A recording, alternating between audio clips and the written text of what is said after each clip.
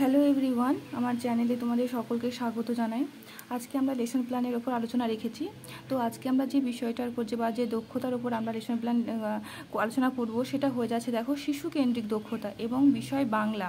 তো দেখতেই পাচ্ছ আমার হাতে লেখা খুব একটা ভালো না, আমি জানি, যেহেতু এটা আমার রাফ খাতা, এবং যেহেতু আমার অরিজিনাল খাতা সেটা আমার কলেজে জমা নিয়ে নিয়েছে। তো একটু কনসিডার করে নিও, আমি সব কথাগুলোই বলে দেবো কোথায় কী লিখেছি। তো চলো শুরু করি আজকের আলোচনা। দেখো, তোমরা এখানে এভাবে শিশু কেন্দ্রিক দক্ষতা লিখবে, কত নম্বর তোমরা লেসন প্ল্যান করছো, কারণ আমরা জানি আমাদের 40টা মতো লেসন প্ল্যান আমাদেরকে করতে হয়। তো বাংলা এবং এখানে দেখো কত নম্বর অনুপাতিকা সেটা লিখবে। দেখো এখানে তুমি যে কলেজ থেকে পড়ছো বা ডিরেক্ট করছো সেটা লিখবে, যেমন তোমার কলেজের নাম দেবে, কোন শ্রেণী, মানে এই যে লেসন প্ল্যানটা বানাচ্ছো সেটা কোন ক্লাসে বানাচ্ছো, শিক্ষার্থীর সংখ্যা 10 জন, সময় সংখ্যা কত 5 থেকে 6 মিনিট, শিক্ষার্থী শিক্ষিকার নাম অর্থাৎ তোমাদের নাম এখানে হবে। দেখো এখানে তোমাদের রোল নাম্বার হবে এবং এখানে তোমরা তারিখ দেবে যেদিনকে তোমরা লেসন প্ল্যানটা বানাচ্ছো। আচরণাঙ্গ সমূহতে দেখো শিক্ষার্থীর সক্রিয় অংশগ্রহণ, অর্থাৎ বাচ্চারা অ্যাক্টিভ থাকবে, সক্রিয় থাকবে। সক্রিয় বলতে যে টিচার যেমন প্রশ্ন করার সঙ্গে সঙ্গেই বাচ্চারা উত্তর দেবে, অন্যমনস্ক থাকবে না বাচ্চারা। দেখো ধারাবাহিকতা বজায় রেখে মত প্রকাশ, যে বিষয়টা আজকে পড়ানো হচ্ছে সেই বিষয়টা থেকে টিচার প্রশ্ন করবেন এবং বাচ্চারা সেই মতো উত্তর দেওয়ার চেষ্টা করবে। শিক্ষার্থীদের মধ্যে পারস্পরিক মিথস্ক্রিয়া, অর্থাৎ এখানে বাচ্চারা আলোচনা করবে, বন্ধুদের সাথে আলোচনা করে উত্তর দেওয়ার চেষ্টা করবে। আলোচনা করলে কি হয়, আমরা আমাদের জ্ঞানের ভাণ্ডার বাড়ে, আমাদের যে জানার যে পরিধিটা সেটা অনেকটা বেড়ে যায়, আমরা অনেক কিছু শিখতে থাকি একে অন্যের থেকে। শিক্ষার্থীর কাছ থেকে সিদ্ধান্ত গ্রহণ, অর্থাৎ আজকে বাচ্চারা কি শিখলো সেই বিষয়টা থেকে সেটা জানায় বাচ্চাদের কাছ থেকে। যদি তারা সঠিক জেনে থাকে তো খুব ভালো কথা, যদি তারা ভুল জেনে থাকে তাহলে সেই জায়গাটাকে শুধরে দেওয়ার কাজ হচ্ছে একজন টিচারে। দেখো বিষয় বাংলা, আজকের পাঠ বিদ্যাসাগরের কথা।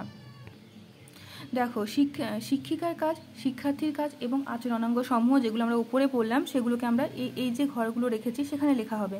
দেখো শিক্ষিকা মহাশয়া শ্রেণীকক্ষে প্রবেশ করে শিক্ষার্থীদের সঙ্গে কুশল বিনিময় করলেন, তো গুড মর্নিং বাচ্চারা, গুড মর্নিং স্টুডেন্ট, তোমরা কেমন আছো, কী খাবার খেয়ে এসছো, এগুলো জিজ্ঞাসা করবে। শিক্ষার্থীরা শিক্ষিকা মহাশয়াকে উপযুক্ত সম্মান প্রদান করবেন, অর্থাৎ বাচ্চারাও বলবে গুড মর্নিং টিচার, এবং যখন টিচার ক্লাসের মধ্যে আসবে তখন বাচ্চারা উঠে দাঁড়াবে অর্থাৎ সম্মান প্রদান করবে। দেখো আজ আমরা একজন মনীষীর সম্পর্কে জানবো। টিচার বলছে শিক্ষার্থীদের প্রথমে দুটি গ্রুপে ভাগ করে দিলাম, এ গ্রুপ এবং বি গ্রুপ। আজ তোমাদের একটা ছবি দেখাবো, তোমরা ছবিটিতে কি কি দেখতে পাচ্ছ বলবে, অর্থাৎ টিএলএম বা এলটিএম, টিচিং লার্নিং মেটেরিয়াল যেটা সেটাকে দেখানো হবে। তো সেটা দেখাবেন টিচার এবং সেখান থেকে প্রশ্ন করবেন, সেটা বলছেন। তো এখানে শিক্ষার্থীরা কি করবেন, শিক্ষিকার কথা মান্য করবেন। দেখো এবার গ্রুপ এ কে প্রশ্ন করা হচ্ছে, তুমি বলো ছবিটিতে কি কি দেখতে পাচ্ছ। দেখো বাচ্চারা উত্তর দিচ্ছে, একটা ছোট্ট ছেলে তার বাবার সঙ্গে রাস্তায় হেঁটে যাচ্ছে। রাস্তার ধারে মাইল ফলক দেখা যাচ্ছে, গাছ ও বাড়ি দেখা যাচ্ছে, অর্থাৎ বাচ্চারা এখানে অ্যাক্টিভ রয়েছে, সক্রিয় রয়েছে। তো সেটা এখানে হয়ে গেছে শিক্ষার্থীর সক্রিয় অংশগ্রহণ। দেখো তোমাদের তো গল্পটা শোনালাম, এবার তিথি বলো ছেলেটি বাবার সঙ্গে কোথায় যাচ্ছিল। বাচ্চারা বলছে কলকাতা যাচ্ছিল, এটা ধারাবাহিকতা বজায় রেখে মত প্রকাশ। তোমরা এবার আলোচনা করে বলো কলকাতা কিসে যাচ্ছিল। হেঁটে যাচ্ছিল। শিক্ষার্থীদের মধ্যে পারস্পরিক মিথস্ক্রিয়া, অর্থাৎ বাচ্চারা এখানে আলোচনা করে বলছে কথাটা। দেখো সৃজেতা বলো আমরা যখন দূরে কোথাও ঘুরতে যাই তখন কিসের মাধ্যমে যায়, বাস, ট্রেন, প্লেনের মাধ্যমে যায়। তো এটা ধারাবাহিকতা বজায় রেখে মত প্রকাশ। দেখো মাইল ফলকে কত সংখ্যা ছিল তুমি বোর্ডে এসে লেখো, বলছে মাইল ফলকে কত সংখ্যা লেখা ছিল সেটা বোর্ডে এসে লিখতে বলছে। 5, তোমরা এইভাবে যে ব্ল্যাক আর্ট পেপার পাওয়া যায় সেটা তোমরা কিনে নেবে এবং এভাবে তোমরা বোর্ড ওয়ার্কটা দেখাবে। ধারাবাহিকতা বজায় রেখে মত প্রকাশ।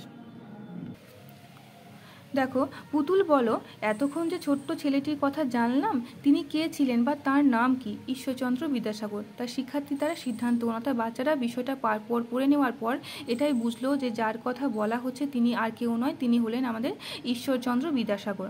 এবার দেখো গ্রুপ এ কে প্রশ্ন করা হয়ে গেল, এবার আসছে গ্রুপ বি এর কাছে প্রশ্ন।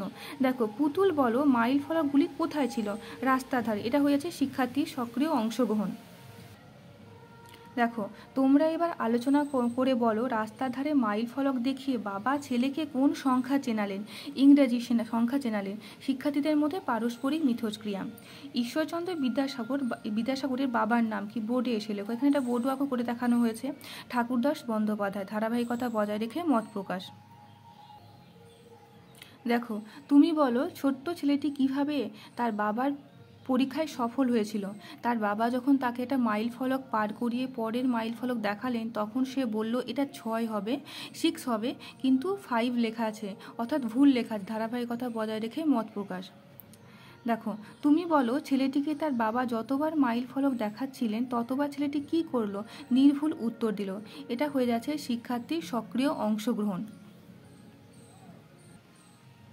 দেখো, তাহলে বলো এই পাঠটি পড়ে তুমি কি বুঝলে?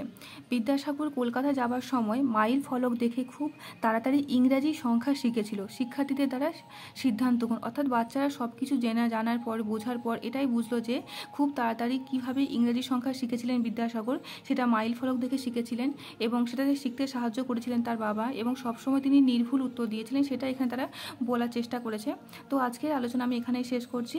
ধন্যবাদ।